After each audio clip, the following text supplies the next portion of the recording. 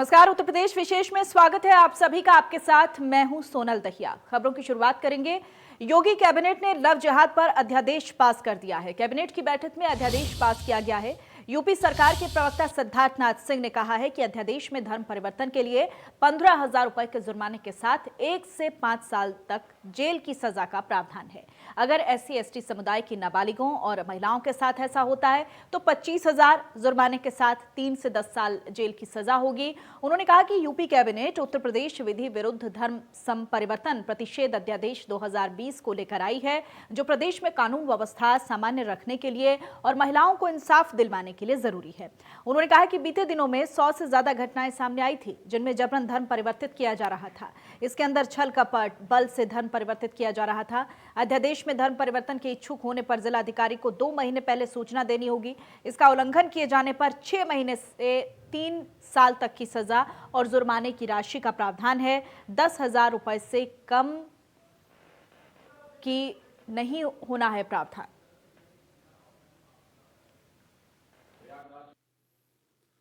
दो 2017 में उत्तर प्रदेश में योगी आदित्यनाथ जी के नेतृत्व की भाजपा सरकार बनने के पहले जिन पार्टियों की सरकारें थीं, उनकी मुस्लिम तुष्टीकरण की नीति के कारण लव जिहाद के मामले सामने नहीं आते थे, क्योंकि पीड़ित युवतियों को या उनके परिवारों को उन सरकारों पर भरोसा नहीं था कि वो उनके साथ न्याय करेंगी।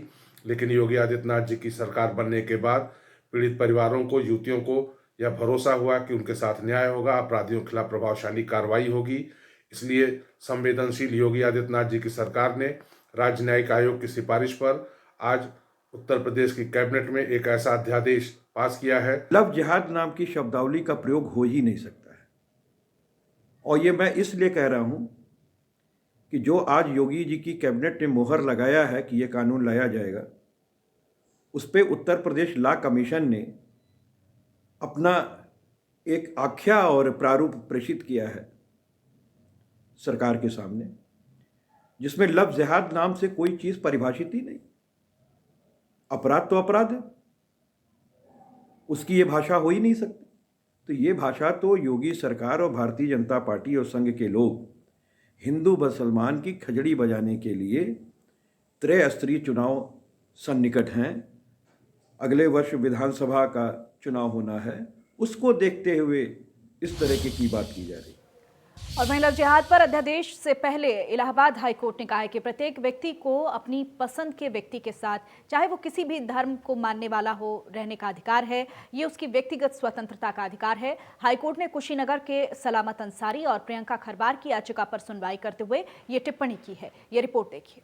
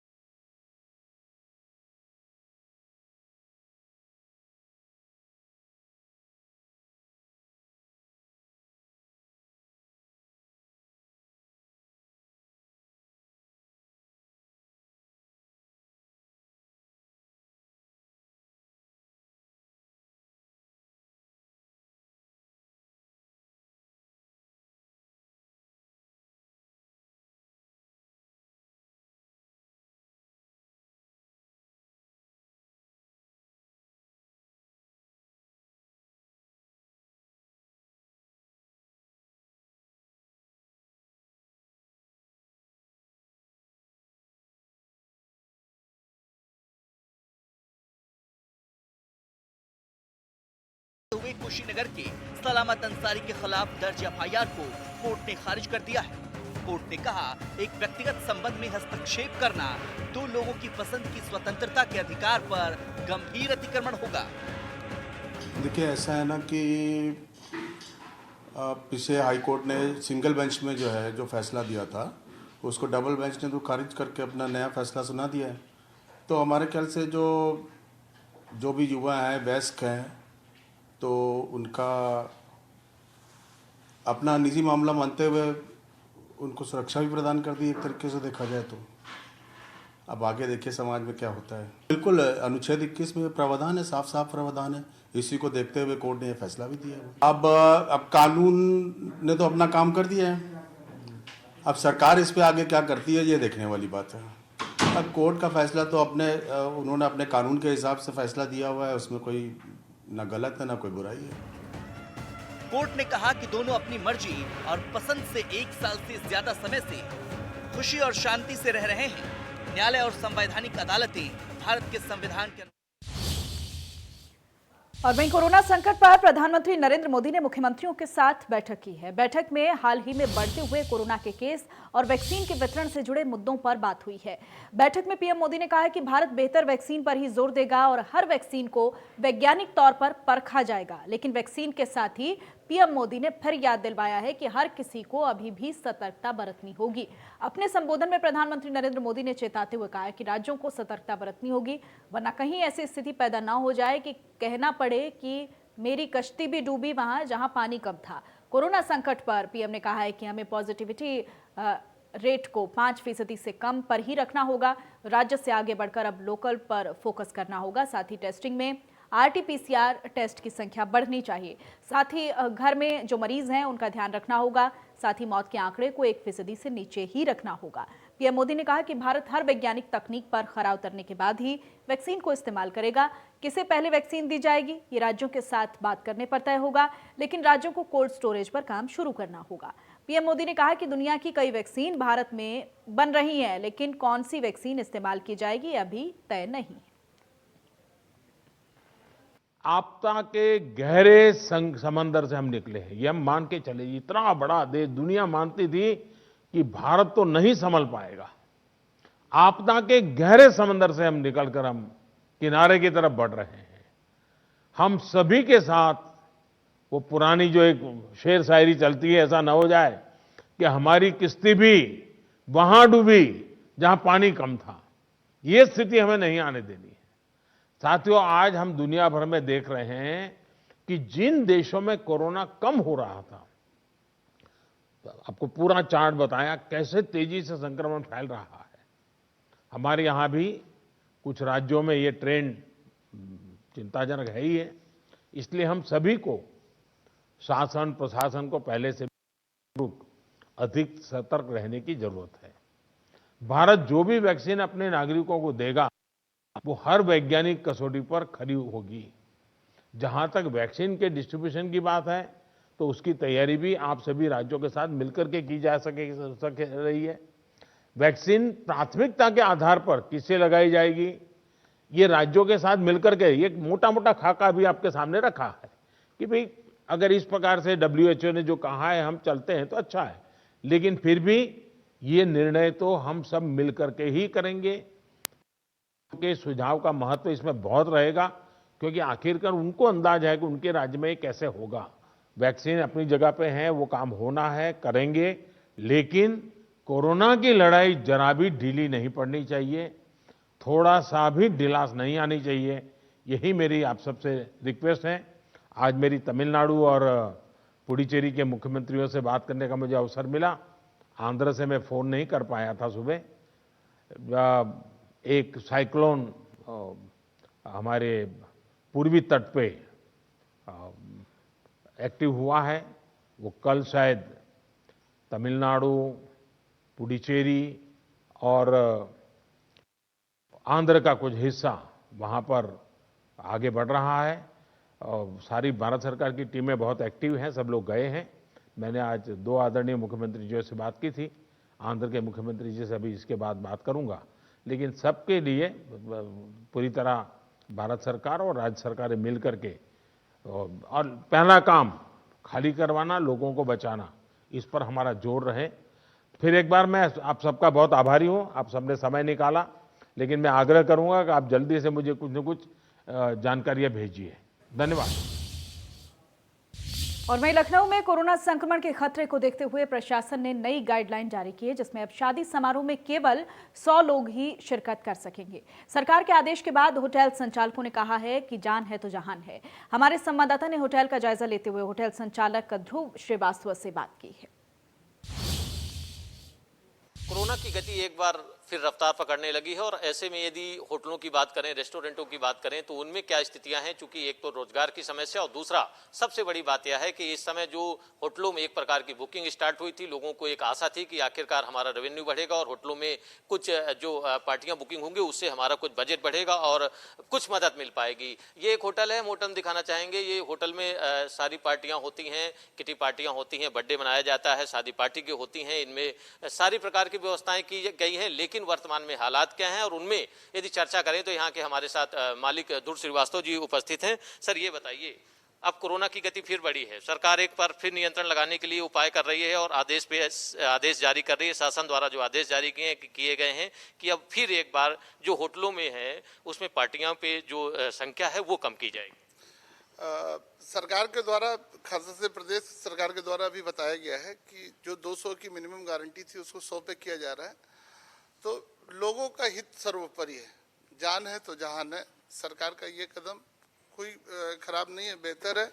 अब ये है कि 100 लोगों में ही हम नंबर ऑफ पार्टी ज़्यादा बुक करके, बुकिंग है भी, होटल इंडस्ट्री धीरे धीरे अपने पुराने रूप में मेरे ख्याल से बहुत जल्दी 2 से 3 महीने में आ जाएगी। 60 से ज़्यादा 60% से ज़्यादा रेवेन्यू हम पर मंथ अचीव कर रहे हैं। तो ये है कि मैनेजमेंट का तो थोड़ा लॉस हो रहा है, लेकिन स्टाफ संतुष्ट है, स्टाफ की पूरी सैलरी हम दे रहे हैं। होटलों पे आदेशों की बात करें तो आदेशों का पालन करने के लिए लोग तैयार हैं, कोरोना का जो प्रोटोकॉल है उसका पूरा पालन करने को तैयार हैं और सबसे बड़ी बात यहाँ के होटल मालिक के द्वारा ये निकल के आई है कि जान है तो जहान है और जो भी सरकार की गाइडलाइन होगी उसका हम पूरा पालन करेंगे। आर्थिक गति की बात करें तो आर्थिक गति कभी धीमी है, कभी तेज है और आगे चल के जो उछाल आने की संभावना है वो भी उन्होंने व्यक्त किया है। वीडियो जर्नलिस्ट वेद प्रकाश के साथ अभिषेक सिंह, इंडिया न्यूज, लखनऊ, उत्तर प्रदेश। और वहीं लखनऊ में कोरोना संक्रमण के खतरे को देखते हुए प्रशासन ने शादी समारोह में मात्र 100 लोगों को जमा होने की इजाजत दी है। तो वहीं शादी में बैंड बाजा और डीजे पर रोक लगा दी है। प्रशासन का मानना है कि शादी समारोह में बैंड बाजा और डीजे भीड़ और आकर्षण का एक बड़ा केंद्र बनते हैं, इसीलिए प्रशासन ने इन पर रोक लगा दी है। हालांकि डीजे और बैंड मालिकों ने प्रशासन के इस फैसले का विरोध किया है। फैसले के खिलाफ डीजे बैंड संचालक कानून मंत्री बृजेश पाठक के आवास पर पहुंचे और उनसे 15 दिसंबर तक राहत की बात कही। बैंड मालिकों का कहना है कि उनकी कई बुकिंग हो चुकी हैं, ऐसे में प्रशासन की ओर से बैन लगाने से लाखों का नुकसान होगा। कानून मंत्री बृजेश पाठक ने बैंड संचालकों को कुछ उपाय निकालने का भरोसा दिया है।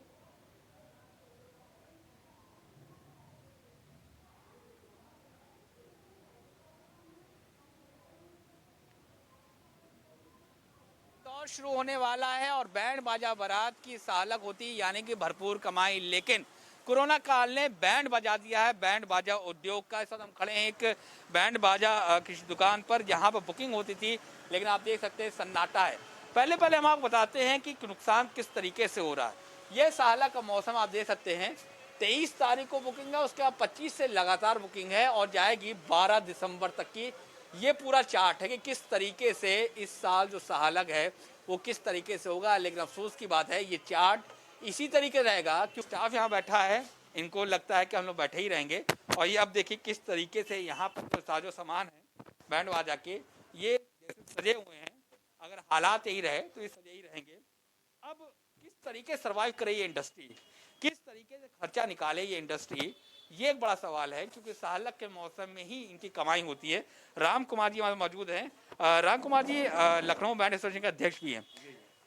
सब कोरोना काल है, सरकार ने मना कर दिया है, सही किया है क्या? नहीं, बिल्कुल गलत किया है, क्योंकि खाली शादी में बैंड बाजा बजाने से, डीजे बजाने से कोरोना नहीं होता है।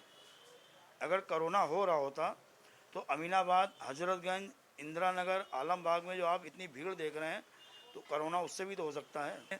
इसी चीज़ों को ध्यान में रखते हुए आज 9 महीने से हम लोग चुपचाप बैठे हुए ये उम्मीद करके कि अब थोड़े दिन की सालग आ रही उसको गा बजा के। इजाजत है लेकिन जानकारी नहीं है, लोग को डरे हुए हैं, या पता चला। बिल्कुल सही बात है।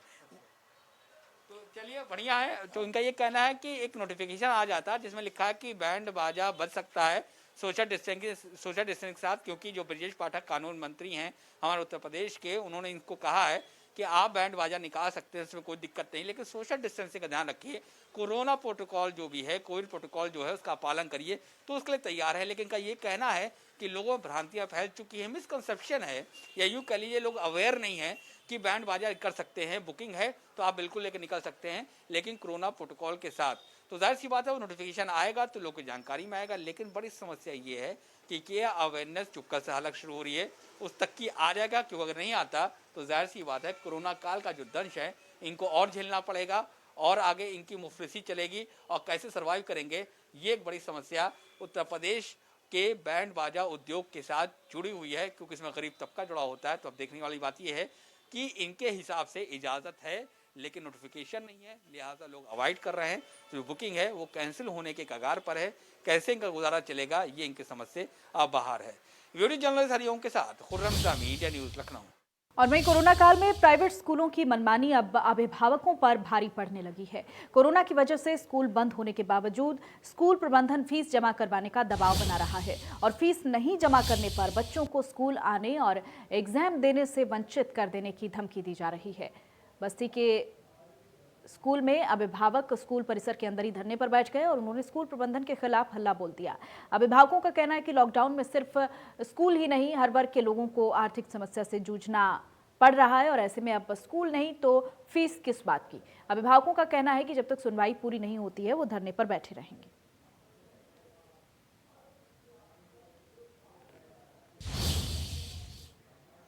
और वहीं मेरठ के प्रतापपुर में इंसानियत को शर्मसार करने वाला मामला सामने आया है। कहते हैं कि माँ बाप के लिए दुनिया का सबसे बड़ा तोहफा उसकी औलाद होती है, लेकिन मेरठ की इस घटना ने इस पर सवालिया निशान लगा दिया है। ये रिपोर्ट देखिए।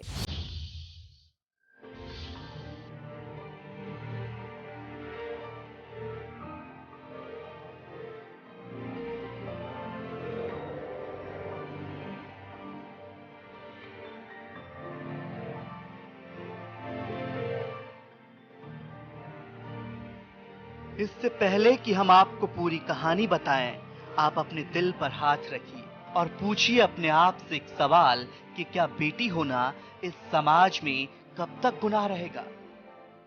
इस मासूम की तस्वीर को देखिए। ये मासूम आपसे कुछ सवाल पूछ रही है। ये बोल नहीं सकती, फिर भी इसकी तस्वीर चीख चीख कर ये सवाल पूछ रही है, ओ समाज के ठेकेदारों, बता मेरी खता क्या है। बस ये कि मैं बेटी हूँ। क्यों दुनिया देखने से पहले नन्ही चिड़िया को चहचहाने से रोकना चाहते हो? इसलिए कि मैं बेटी हूँ। क्यों मुझे मारना था? इसलिए कि मैं एक बेटी हूँ। क्यों मुझे कूड़े के ढेर में फेंक आए? इसलिए कि मैं एक बेटी हूँ। अब तक तो इंसानियत के शर्मसार होने की पूरी कहानी आप समझ ही चुके होंगे। संवेदनाओं को झकझोर देने वाली ये कहानी मेरठ की है। प्रतापपुर इलाके में ये बच्ची कूड़े के ढेर में मिली। निर्दयी माँ बाप अपनी दुधमुही बच्ची को सीमेंट के बैग में फेंक कर चले गए। यकीन कीजिए, जिस किसी ने भी इस बच्ची को बैग में फेंका होगा उसने अपने साथ में फेंकी होगी इंसानियत, किसी माँ की ममता और किसी पिता का स्नेह।